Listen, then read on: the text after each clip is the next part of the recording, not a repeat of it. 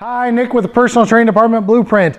This is part 2 of our lesson covering the 5 trainer development types that show up in the personal training business. Now, I will cover the last 2 types of today and how to help each one of them and how to help your business make a lot more money. Again, what is our goal? It's to get 15% of our members to use personal training each and every month, if not more. Again, those numbers are not out of realm, but they're probably at least 3 or 4 times the amount of money that you're making right now. So what I'm going to do right now is cover the first 3 that show up in our business and give you a brief overview of what you should be doing with each one of them. First one is the unicorn. That's the trainer that's full of clients, making all the money they want. They're great for the culture of the club and great to the culture of the team. They're good at helping other trainers be successful. Members love them, and you just love to go to work and be around them every single day because they're fun to be around, and they make you a lot of money, and they're a joy to work with. If you have a unicorn in your club, leave them alone. They're going to make you a lot more money. Hold them up as a trophy. Hold them up as the one that every trainer should aspire to be like, and let the other trainers get helped by this trainer. Praise them and let them help you make a lot of money. But like I said, they're probably not showing up in the club. If they are, you've done a great hiring job. Continue looking for the attributes you found in the unicorn in other people. The next is our big dog trainer. This is the one that is full but is not helpful to the other staff members, not helpful to the front desk. They're not helpful to the other trainers by any means. They're not good for the long-term culture of the team or the club. You hate working with them. Other people hate working with them. You can't figure out how they're successful, and they're probably holding back your other trainers from being financially independent and making the money they should. You might be asking, how's that happen? Again, if you comment enough on these videos, I will put the Big Dog Trainer video back on our blog for a short period of time so you can watch it, because there's 5 types of Big Dog Trainer. Again, you have 2 options with this trainer. Train them, educate them, tell them the vision that you want of the club and of the team, then hold them accountable to their actions and attitudes in achieving that. If they don't want to do it or not able to do it, then fire them. Only 2 options. So you got the big dog trainer that is the exact opposite of the unicorn, even though they look very similar because they're both full, but it's the attitudes and actions that separate them and make one a value and the other one is holding your club back. The third one that we went over in our first video is the trainer that's not full but not willing to learn or change. This is the one that's too good for everybody else.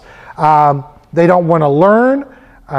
They're not willing to work as a team member. They don't want to, they think that they are the ones who have all the information. You're stupid, everyone else is stupid, and you know what? They're above all of the work part. So they need to work, they need to be able to learn all that. They don't want to do any of that.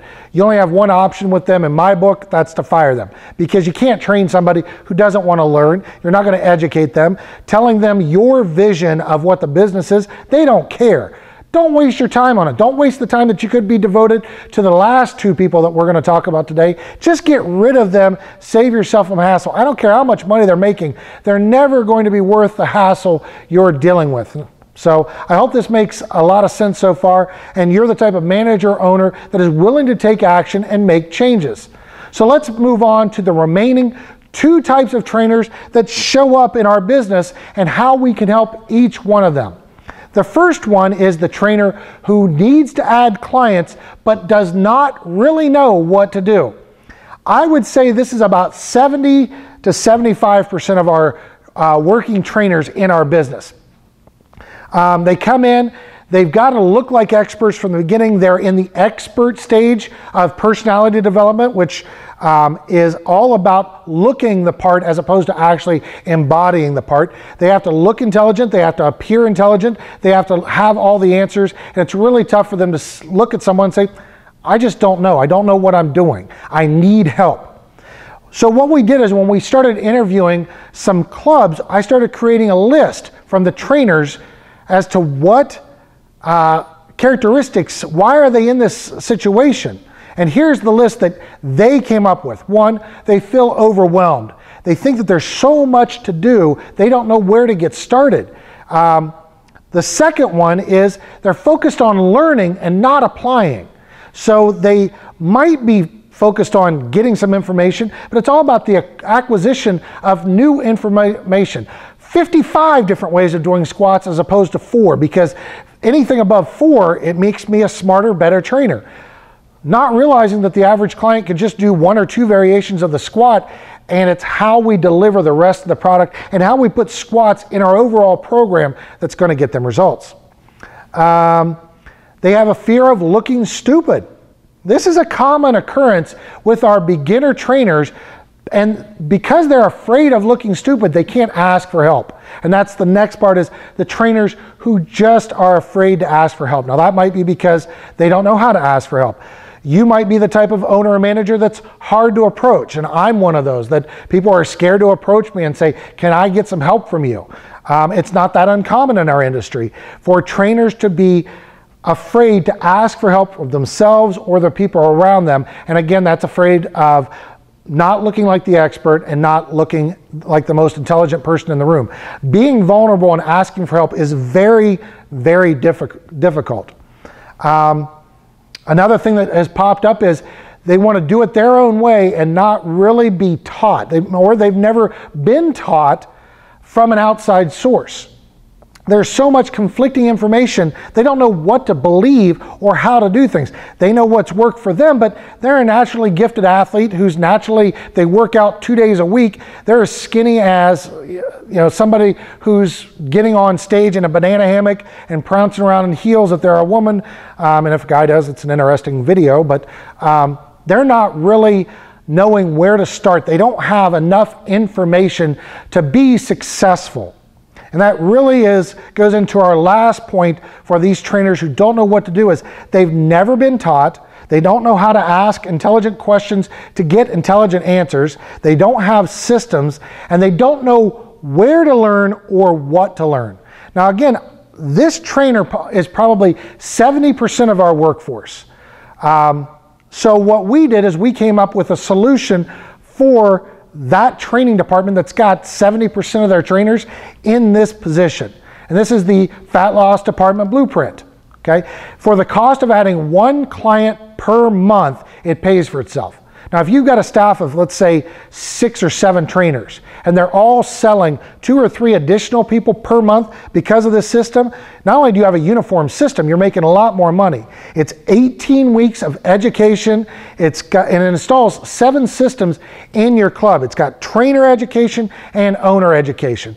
The first is a staff meeting system, a hiring system, professionalism, staff training and onboarding system, a marketing system, a sales system, which owners and managers are probably perking up there, a life coaching system, and an exercise system that gets your training department to look cohesive and make the money it should, and have your trainers really be able to slide in and out of positions for your clients to be successful. It's amazing what happens when you have an exercise system embedded in your club, how much more money the trainers make.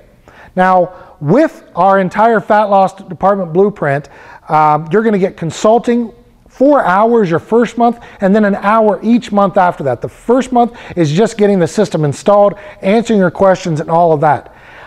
So if you're interested and you've got a staff that really needs a lot of direction, some outside consulting and systems to help them be successful, download the brochure and click the button below this on getting started with the IFCS and Fat Loss Department Blueprint lessons, because we're willing to give you the first month at $100 off and still give you the consulting that you're looking for. So if you have any questions, feel free to click the button to ask questions or get a consultation from us. I'll go in and explain it all to you, but I need to know a little bit about your club before we talk. So click one of the buttons below that makes sense to you.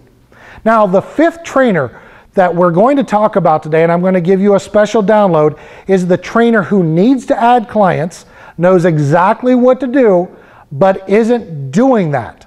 Now, I know this is baffling to a lot of owners and managers, and especially when we've interviewed trainers, we've come up with a lot of lists of reasons why. One, they get distracted. They forget what to do. Lack of confidence.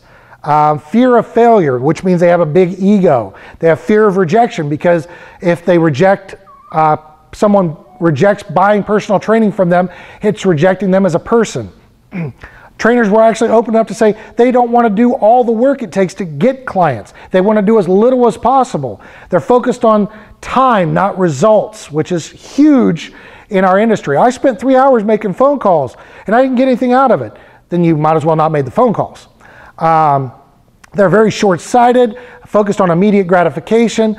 Their job is too routine and they're comfortable within their own box.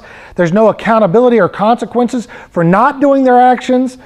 They just go through the motions. They stop doing successful things. That's one of the things that baffles owners and managers and myself as a trainer who is successful doing actions X, Y, and Z, and a month later they're not doing X, Y, and Z anymore. Don't understand it, but they just get out of the habit of being successful. They try to do the least amount possible to be successful as opposed to doing massive action to get massive results. They don't track or analyze the results of their marketing or their time. And they're not taking action or personal responsibility for their actions. So what I did is I came up with the Getting the Stuff Done log. That should have been smoother. But you can download this and modify it. It is something for you to create on your own. I'm going to give you our exact one that we're using, but you might decide to modify it. What it is, it's a 7-day track of what the trainers should be doing. If they know what they're doing, we're going to help them focus on the things that's going to get them results. I'm going to ask them each day, what did you accomplish today? Not what did you do, what did you accomplish? It's a completely different focus. We're going to say how many hours of training or coaching did you do today? Number of hours communicating with their clients. If your trainers or coaches are not communicating with their clients when they're not with them, they're letting somebody else communicate with them. So we want to be in the forefront of the client's mind. We need to communicate with them. Now we're going to talk about marketing actions. Number of floor hours I did today. How many appointments did I set from that? Now, if you have our system or another system, then the floor hours should funnel people into a sales process. For us, it's a sales assessment. It's a fitness assessment that's designed to get the person at the end to say, I need training. The next one, how many hours of phone calls did I make today? Could have been half an hour of phone calls. I don't care how many it was, but what did you do? And then how many appointments were set from that? Did I get them into an assessment or into my sales process? What's the next one? Number of email hours did I do? Now, if you have the IFCS level or the fat loss department level, we give you cut and paste emails that you do every week. It's a weekly email campaign for an entire year based on our marketing plan for the IFCS and Personal Training Department Blueprint customers. So did they do a half hour's worth of emails every day? If so, how many appointments were set? Number of people that I followed up with. So I talked to Mrs. Jones on the floor last week. I was going to set up an appointment with her, but she wasn't ready. Did I follow up with her? How many people did I follow up with? How many appointments were set? And finally, anything else I did marketing-wise. Did I do a sample workout this week where I got 5 people in for a 45-minute workout, and then did I pitch them at the end, and did I make any sales or set any appointments? So it's all about how many appointments did I set? How many sales opportunities did I create for myself? And at the end here, number of assessments I made and the number of sales that I made each day. And then we got a little area here for notes. So this is something that trainers need to focus on. What did I accomplish? What did I do? What did I accomplish? Because as an owner or manager, if you've gotten rid of the big dog trainer and the other trainer that just is untrainable, now you have a little bit of time, you can start helping the trainers that need and want your help. If you go in and say, well, you're not doing any of these marketing actions, of course you're not making any sales, start focusing on the marketing actions and the sales opportunities. Now, if you have a trainer that's doing the marketing opportunities, but they're not setting in appointments, you need to look at what they're doing and why it's not converting. Now, if you've got a lot of appointments set but no sales made, then you can look at what is the sales process and what help do your trainers need. So you get to look at all three parts. Are they doing the work? If so, and they're getting appointments, are they getting appointments and converting them to sales? If not, they need help with their sales and closing. Pretty easy. The other side of this is a daily schedule, because let's face facts, most of your trainers don't really plan their schedule out in a way that allows them to maximize their time. So each day is a two-part, what am I doing, what am I accomplishing, and what did I actually do, and where can I fit my additional marketing, my additional sales, all of that. Do I have big open blank spots? What should I fill that with? Maybe some marketing. What can I do in those times? Phone calls, email, floor time. Did I set any appointments out of that? Who knows?